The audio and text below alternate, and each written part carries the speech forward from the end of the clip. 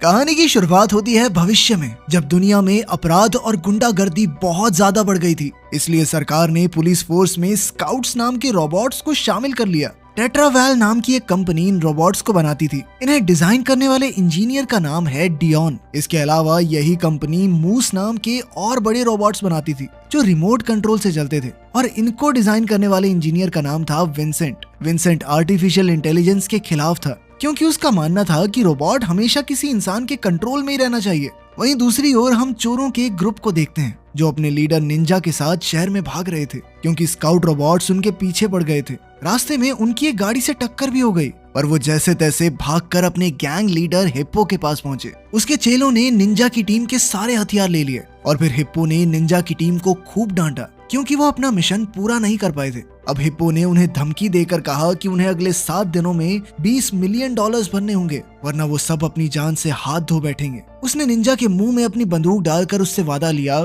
कि वो पैसे लेकर आएगा, और फिर उसने एक चोर को गोली भी मार दी ताकि सब समझ जाएं कि वो मजाक नहीं कर रहा। लेकिन उसी समय स्काउट्स उनकी लोकेशन का पता लगा के हेलीकॉप्टर्स में वहां आ पहुंचे। हिप्पो और उसकी गैंग ने भी उसी समय धुआंधार गोलीबारी और धमाके शुरू कर दिए, और इधर निंजा की टीम फटाफट वैन में घुस गई, लेकिन उसमें तो चाबी नहीं थी। इधर स्काउट्स ने जमीन पर आकर गुंडों पर हमला बोल दिया था। उनके साथ 2 इंसानी ऑफिसर्स भी थे जो स्काउट 22 को अपना सुरक्षा कवच बनाकर आगे बढ़ रहे थे। कुछ ही पलों में स्काउट्स गुंडों का खात्मा करने लगे, और इधर निंजा लाशों में वैन की चाबियां ढूंढ रहा था। जिस गुंडे के पास चाबी थी वो एक दूसरी गाड़ी से भागने की कोशिश कर रहा था, पर अचानक एक स्काउट ने हमला करके गाड़ी में धमाका कर दिया। इधर निंजा आसमान में उड़ रहे हेलीकॉप्टर पर गोलियां चला रहा था, जिस वजह से पायलट हेलीकॉप्टर को दूर ले गया। इसके बाद उसने टूटी फूटी गाड़ी में से अपनी वैन की चाबी ढूंढी। उसी समय पुलिस एक पुरानी बिल्डिंग में घुसी जहां हिप्पो छुपा हुआ था। दरवाजा तोड़ते ही हिप्पो ने रॉकेट लॉन्चर से धमाकेदार हमला कर दिया, जिससे स्काउट 22 बुरी तरह टूट फूट गया।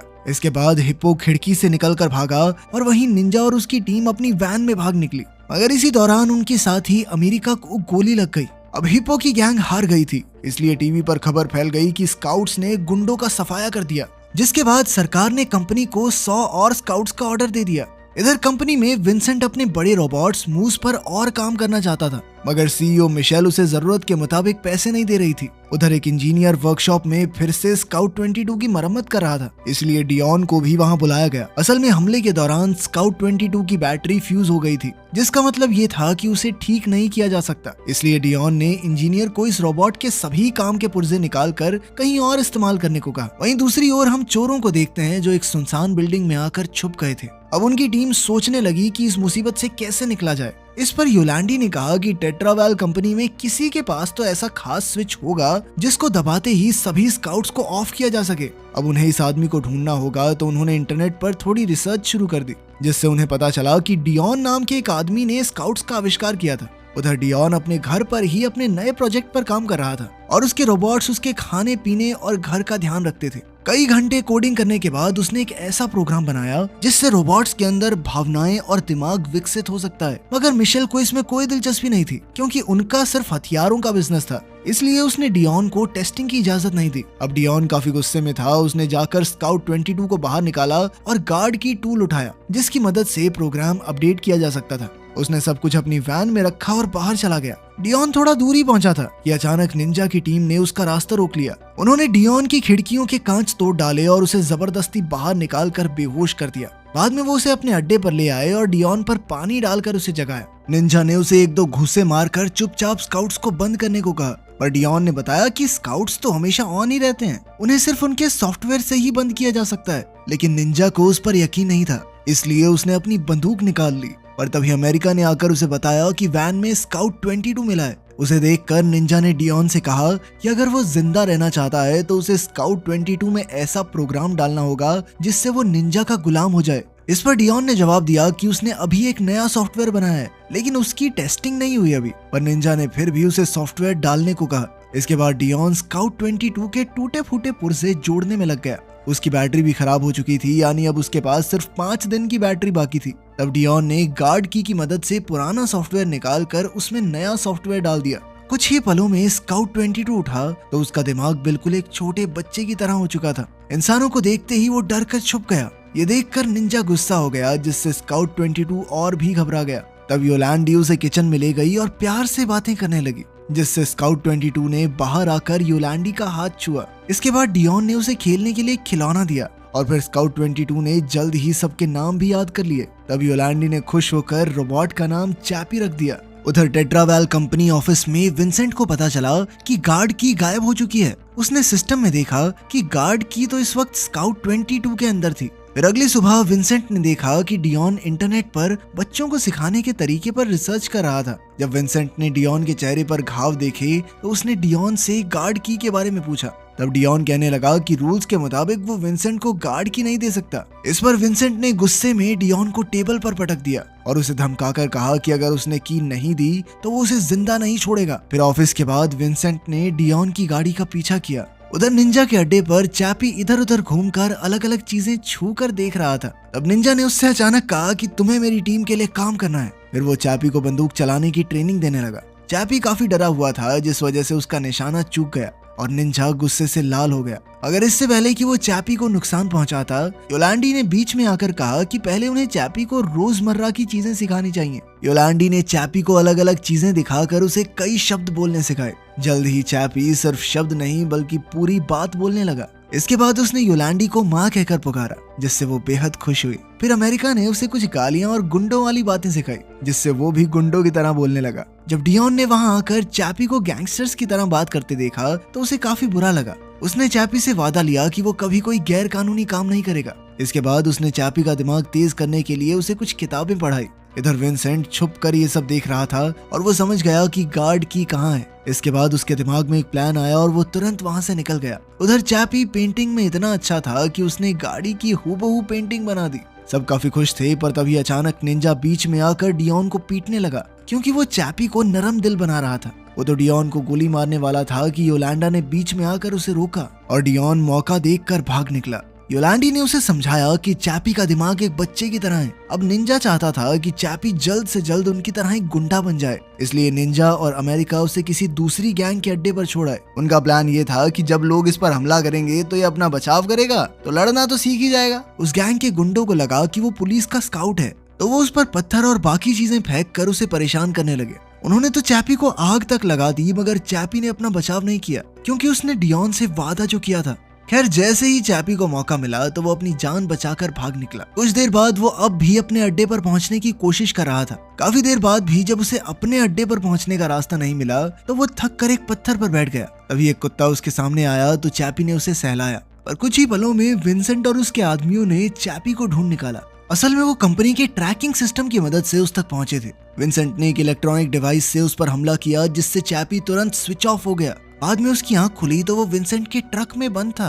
उसे कुछ आदमियों ने पकड़ रखा था, तो उसने खुद को छुड़ाने की कोशिश की, पर विंसेंट ने गुस्से में उसकी बाजू ही काट डाली। इसके बाद विंसेंट ने चैपी के सर का पैनल खोलकर उसकी गार्ड की निकाल ली। उसने चैपी से कहा कि तुम कोई असली इंसान नहीं, बल्कि तारों और लोहे से बना एक ढांचा हो। अब विंसेंट को उसकी कोई जरूरत नहीं थी, इसलिए वो चैपी का सर काटने को भी तैयार हो गया। पर इस बार चैपी ने अपना बचाव किया और पूरी जी जान लगाकर सभी आदमियों का मुकाबला किया। इसके बाद वो ट्रक से बाहर कूद गया। पीछे से विंसेंट के आदमी उस पर गोलियां चला रहे थे, मगर चैपी बिना रुके बस भागता रहा। विंसेंट ने उसे जाने दिया, क्योंकि अब वैसे भी चैपी उसके किसी काम का नहीं था। जैसे तैसे चैपी अपने अड्डे पर पहुंचा, जहां योलांडी ने उसकी देखभाल की। साथ ही वो निंजा पर चिल्ला रही थी, क्योंकि उसी की वजह से चैपी की ये हालत हो गई थी। खैर, फिर अमेरिका ने चैपी के कुछ पुर्जे ठीक करके एक नई बाजू लगाई और योलांडी ने उसे यकीन दिलाया कि वो भी बाकी इंसानों जैसा ही है, बस उसका शरीर लोहे का है। तब अमेरिका ने बीच में आकर चैपी को चाकू चलाना सिखाया और कहा कि ये सिर्फ लोगों को सुलाने के लिए है,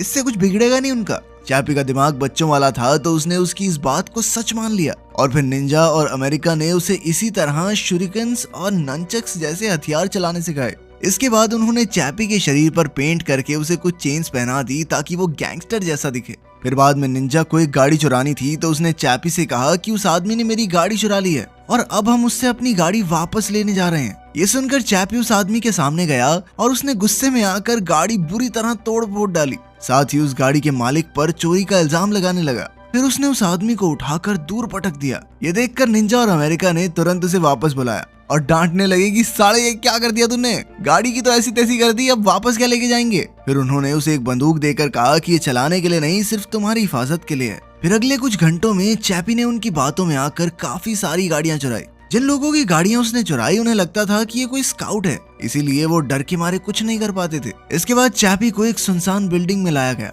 जहाँ कुछ गैंगस्टर्स कुत्तों की लड़ाई देख रहे थे। जब उन्होंने चैपी को देखा तो उन्हें लगा कि ये कोई स्काउट है और वो डर कर भाग गए। उधर निंजा और अमेरिका ने चोरी की गाड़ियां बेचकर कई हथियार खरीदे।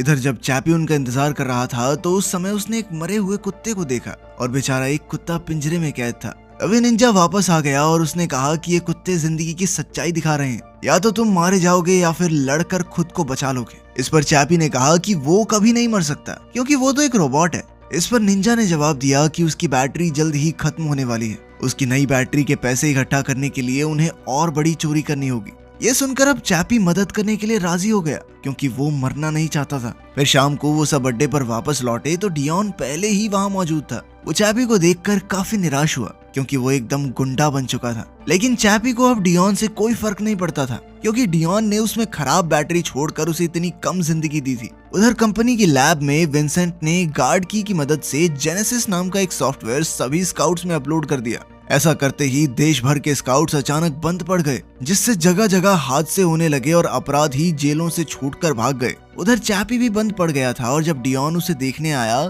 तो निंजा ने इस गड़बड़ी का इल्जाम उस पर लगा दिया। जल्द ही वो डियोन से हाथापाई करने लगा और तभी डियोन ने अपनी बंदूक निकालकर उसे पीछे हटाया। इसके बाद वो चैपी को अपनी वैन में डालकर वापस कंपनी ले आया। वहीं दूसरी ओर हिप्पो को खबर मिली कि देश भर के स्काउट्स बंद हो गए हैं, तो उसने खुशी खुशी में ऐलान कर दिया कि अब शहर पर उसका राज चलेगा। कुछ ही समय में हजारों गुंडे सड़कों पर आ गए और चारों ओर हाहाकार मच गया क्योंकि उन्हें रोकने वाला कोई नहीं था।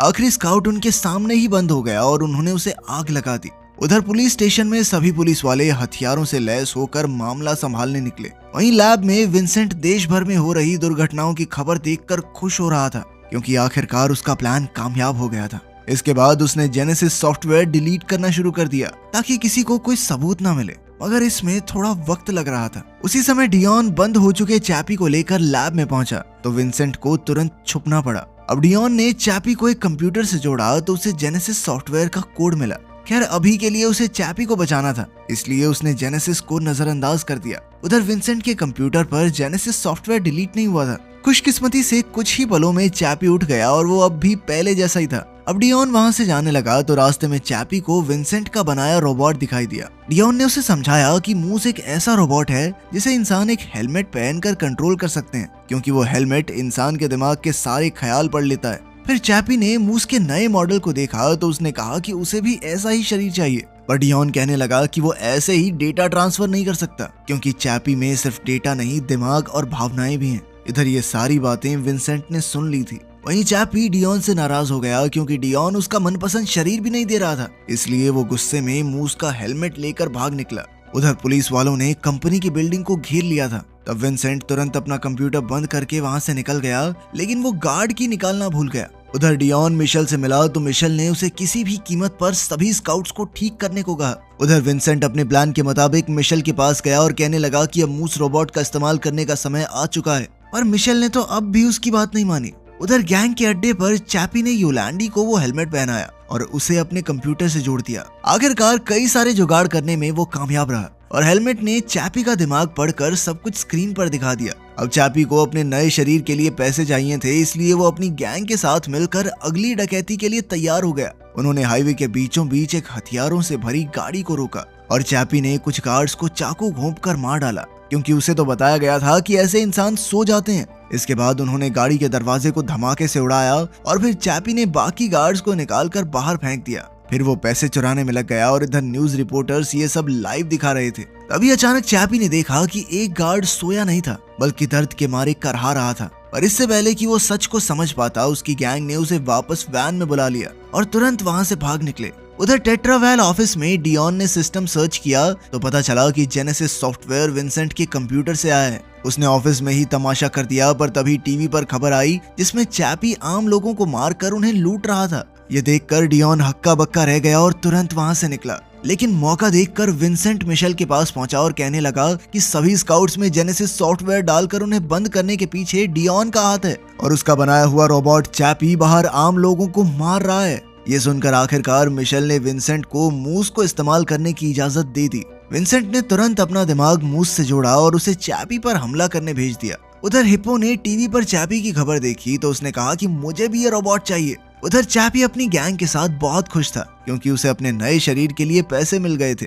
पर तब निंजा ने खुलासा किया कि इस तरह उसका शरीर बदलना मुमकिन नहीं है और उन्होंने चोरी करवाने के लिए चैपी से झूठ कहा था। ये सुनते ही चैपी आग बबूला हो गया और उसने निंजा को गर्दन से पकड़कर बाहर फेंक दिया। उसी समय डियोन ने वहां पहुंचकर उसे आने वाली मुसीबत के बारे में आगाह किया और उसे एक खास हथियार दिखाया जिससे रोबोट्स को नुकसान पहुंचाया जा सकता है। उसी समय हिप्पो और उसके आदमी वहां पहुंचकर निंजा से पैसों और चैपी की मांग करने लगे तो निंजा की गैंग ने उन पर हमला बोल दिया। दोनों तरफ से भारी गोलीबारी चल रही थी कि अचानक मूस वहां आ पहुंचा। विंसेंट उसे कंट्रोल कर रहा था और उसने अमेरिका को मूस के पैरों तले कुचलकर मार डाला। फिर उसने बेरहमी से अमेरिका के 2 हिस्से करके फेंक दिए। इधर निंजा मूस पर गोलियां चला रहा था पर उसका कुछ नहीं बिगड़ा। तब मूस ने आग से वार करना शुरू किया तो निंजा भागकर छुप गया। इधर हिप्पो और उसके आदमी भी मूस पर गोलियां चला रहे थे तो विंसेंट ने मूस को उड़ाकर उन पर बॉम्ब से हमला कर दिया जिससे सारी गैंग वहीं खत्म हो गई। बस हिप्पो ने जैसे तैसे एक पाइप में घुसकर अपनी जान बचाई। अब मूस डियोन पर हमला करने के लिए आगे बढ़ रहा था कि तभी चैपी डियोन का दिया हुआ हथियार लेकर उसके सामने आ गया। उसने चुपके से मूस के शरीर पर एक बॉम्ब लगाया और फिर उस पर वार कर दिए। उस धमाके में मूस की बाजू टूट गई। तब मूस ने भी चैपी पर जबरदस्त हमला किया जिससे चैपी गिर गया और उसके हाथ से डेटोनेटर छूट गया। अब हिप्पो फिर से बाहर आया और निंजा के साथ मिलकर मूस का मुकाबला करने लगा। इधर चैपी ने दीवार तोड़कर योलैंडी को अंदर पहुंचाया। वहीं निंजा और हिप्पो मूस के कैमरे तोड़ने में कामयाब रहे जिसके बाद विंसेंट ने उसे हवा में उड़ा दिया। अब डियोन ने अपनी वैन में भागने की कोशिश की मगर हिप्पो ने उसे रोक लिया। निंजा डियोन की मदद के लिए आगे आया मगर हिप्पो ने फिर भी डियोन को गोली मार दी। ये देखकर निंजा को इतना गुस्सा आया कि उसने एक कुल्हाड़ी से हिप्पो का सर फोड़ डाला। तभी चैपी ने जख्मी डियोन को फटाफट से वैन में छुपाया। इधर विंसेंट ने मूस का कैमरा ठीक कर दिया था और अब मूस एक बार फिर नीचे आकर निंजा की टीम पर हमला करने लगा। चैपी अपना हेलमेट लेने दौड़ा मगर एक गोली लगने से हेलमेट बर्बाद हो गया था। अब उसे फैक्ट्री में जाकर एक नया हेलमेट लाना होगा ताकि वो डियोन को बचा सके। तब निंजा ने उसे योलैंडी के साथ वैन में जाने को कहा और खुद मूस का ध्यान भटकाने के लिए वहां रुक गया। उनके जाने के बाद निंजा अपने घुटनों पर आ गया और मूस के रूप में मौत उसके सामने खड़ी थी। अब मूस उसे खत्म करने ही वाला था कि ऐन वक्त पर योलैंडी वैन से बाहर कूदी और उस खास हथियार से मूस पर हमला कर दिया। तब विंसेंट ने तुरंत मूस को घुमाकर पहले योलैंडी पर गोलियां चला दी जिससे उसकी मौके पर ही मौत हो गई। उसी वक्त चैपी योलैंडी के पास पहुंचा और अपनी मां की मौत देखकर वो बेहद हताश हो गया। उसी पल उसे डेटोनेटर मिल गया और उसने तुरंत बटन दबा दिया जिससे मूस के शरीर पर लगा बम फट गया और एक जबरदस्त धमाके में वो तहस नहस हो गया। इसके बाद चैपी डियोन को लेकर टेट्रावेल लैब में पहुंचा जहां विंसेंट उसे देखते ही भागने लगा। चैपी ने उसकी टांग पर चाकू फेंककर उसे रोक दिया पर विंसेंट जैसे तैसे मेन ऑफिस तक पहुंचा। चैपी को देखकर सभी लोग बेहद डर गए। चैपी ने विंसेंट को उठाकर दीवारों और खिड़कियों पर बुरी तरह पटकना शुरू कर दिया। फिर उसने विंसेंट की हड्डियां तोड़कर उसे घुमाकर दूर फेंक दिया। आखिरकार उसने विंसेंट से कहा कि जा, तुझे माफ किया। ऐसे कौन माफ करता है भाई। जल्द ही पुलिस ने बिल्डिंग को घेर लिया और वो दरवाजे खुलवाने की कोशिश में जुट गए। उधर चैपी जख्मी डियोन को लैब में ले आया और उसे एक हेलमेट से जोड़ दिया जिसके बाद डियोन का सारा डेटा एक रोबोट के शरीर में आ गया। अब डियोन भी एक रोबोट के शरीर में आ चुका था। फिर डियोन विंसेंट के कंप्यूटर पर गया और कार्ड की मदद से सभी स्काउट्स को रीएक्टिवेट कर दिया। फिर उसने चैपी का सारा डेटा एक नए शरीर में ट्रांसफर किया। उसी समय पुलिस वहां आ गई तो डियोन बाहर भागा। वहां उसने चैपी को एक नए स्काउट के शरीर में देखा तो वो बेहद खुश था। अब वो दोनों निंजा के साथ अपने अड्डे पर लौटे जहां उन्होंने योलैंडी को दफनाकर उसे श्रद्धांजलि दी। फिर टीवी पर खबर आई कि सभी रोबोट स्काउट्स को बंद कर दिया गया है और अब पुलिस वाले ही पहले की तरह दोबारा से काम करेंगे। कुछ देर बाद चैपी को वो यूएसबी स्टिक मिली जिसमें उस हेलमेट टेस्ट का डेटा था जो उसने योलैंडी पर किया था। तब उसने फैक्ट्री मशीन्स को हैक करके एक सुंदर सी रोबोट बनाने का ऑर्डर दिया और अंत में योलैंडी का डेटा उसमें अपलोड कर दिया। अब योलैंडी भी डियोन की तरह रोबोट के रूप में उनके साथ थी। या फ्यूचर में रोबोट्स इंसानों की जगह ले लेंगे? इस बारे में आप क्या सोचते हैं? कमेंट्स में जरूर बताना। मिलते हैं अगली वीडियो में।